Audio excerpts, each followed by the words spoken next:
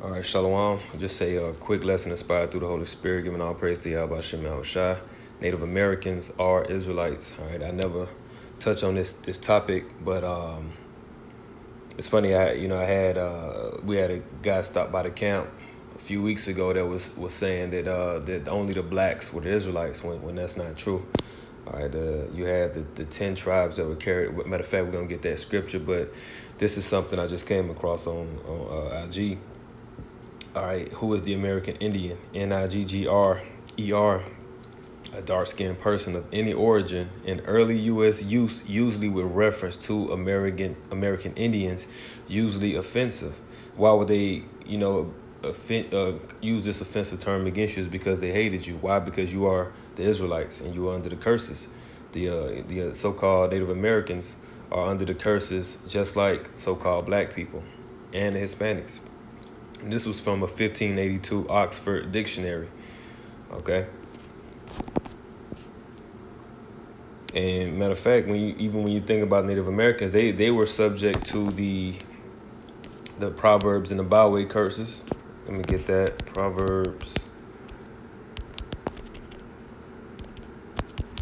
I said byway. I'm going to say byword. Deuteronomy 28:37. And thou shalt become an astonishment, a proverb and a byword among all nations, whither the Lord shall lead thee. And an example is that, they call in Native American so-called tomahawks, right? And whatever other names they call them. They recently changed the NFL, the Washington Redskins.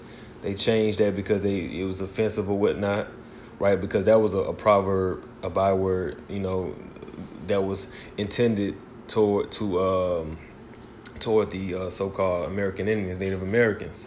And Esau is trying to basically rewrite history. He's trying to come with a new history, all right, for this new world order. He doesn't want any signs or anything pointing to the history of the Israelites and even of God and of righteousness at all. He's trying to rewrite everything, right?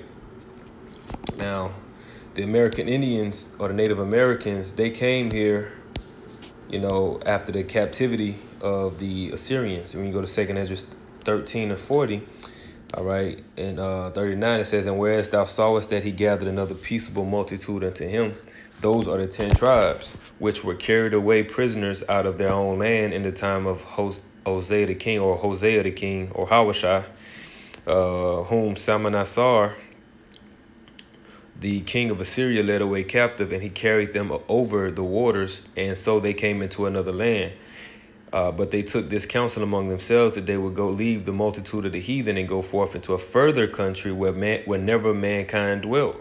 All right, so the northern kingdom started speaking amongst themselves and saying, we're going to go somewhere else. We're going to go somewhere far away, because now at this time they're in Assyria, which is like modern day Turkey, Iran, over there in that region, that they might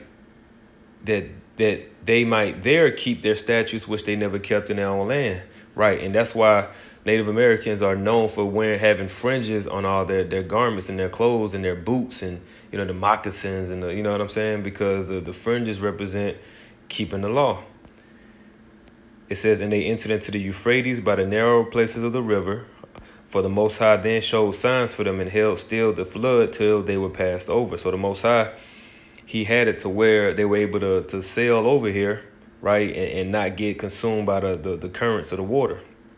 For through that country there was a great way to go, namely of a year and a half.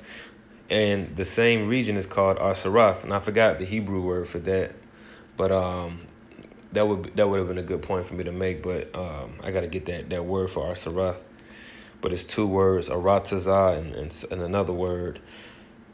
You see, and it took them a year and a half, because when you look at the way they went, they basically sailed down the east coast of Africa.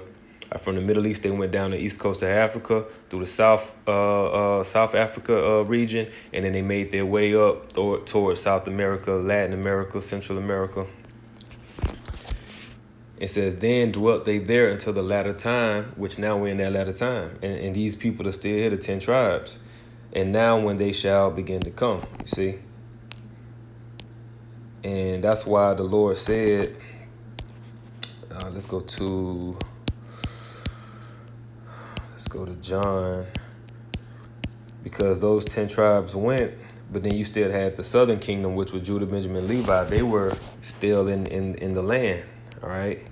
And that's why the Lord said this. This is John chapter 10.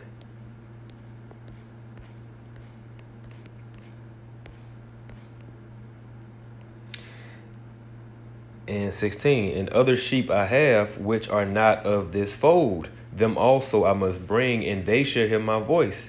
And there shall be one fold and one shepherd. See, the sheep of that fold that the Lord had, that were not of that fold, were the other kingdom, northern kingdom, because those 10 tribes, they wasn't in the land when the Lord came. See, only Judah, Benjamin, Levi was in a few scattered northern kingdom Israelites were there too, but mostly you had the so-called black tribes there. The so-called Native American and Latin tribes were here on this side of the earth when the Lord came 2,000 years ago. That's why he said, and they shall hear my voice, and there should be one fold, going back to Ezekiel 37, because guess what? In these times, now they're hearing the voice of the Lord, the sheep that are among them, and now they're coming back and they're coming together with us. You seeing the blacks, Hispanics, Native Americans under one banner, all right, in these last days and times, fulfilling this scripture, right? And they knew about coming here because going back to the time of King Solomon, which King Solomon was Yahushua, he used to send the Phoenicians over here to this land. You go to 2 Chronicles 8 and 18, it says, and Hiram sent him by the hands of his servants ships and servants that had knowledge of the sea, and they went with the servants of Solomon to Ophir and took thence 450 talents of gold and brought them to King Solomon. And, Ophir, which actually Apostle Hodges did a video, Ophir was America, man. All right, this was that land, all right, where the gold and the riches are. When you go to Puerto Rico, they call it the rich port, all right, because it was known for its riches. All right, there was a lot of plenteousness and all types of resources and things here, in the Americas, man. See, the Americas used to be beautiful, man. It used to be great, all right. It used to be rich in resources. And so, we believe that this is the land that King Solomon would send his servants to bring back resources. Okay, so this was just something real quick, man. These are our people also. All right, it's not just the black tribe, so-called. The Lord is not dealing with just black people. All right, you have to be spiritual and not carnal. All right, shalom.